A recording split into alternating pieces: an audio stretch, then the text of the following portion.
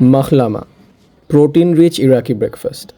আর যেহেতু ব্রেকফাস্ট, এটা বানাতে মাত্র 15 থেকে 20 মিনিট সময় লাগে। পুরো ডিশটা 115 গ্রাম প্রোটিন এবং 1900 ক্যালোরিজ আছে, যা 4 ইকুয়াল সার্ভিং করলে পার সার্ভিং 480 ক্যালোরি এবং 30 গ্রাম প্রোটিনের মতো হয়।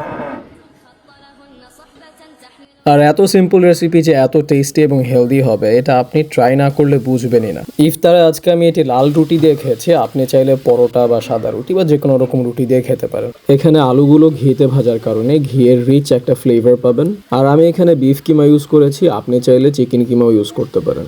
এই সিম্পল রেসিপিটা ইফতার একটা মাস্ট ট্রাই আইটেম। এখান থেকে আপনি ইনাফ প্রোটিন পাচ্ছেন, হেলদি ফ্যাটস পাচ্ছেন, আর যদি সাথে আপনি লাল রুটি নিয়ে নেন বা যে কোনো কার্বোহাইড্রেট সোর্স নিয়ে নেন, এটা একটা কমপ্লিট মিল হয়ে যাবে। সো ট্রাই মাখলামা this Ramadan and let me know how it tastes. And since you're watching my videos, you have to remember you don't have to sacrifice your taste buds to be fit and healthy. So follow Fit Khadok for more macro-friendly and tasty recipes.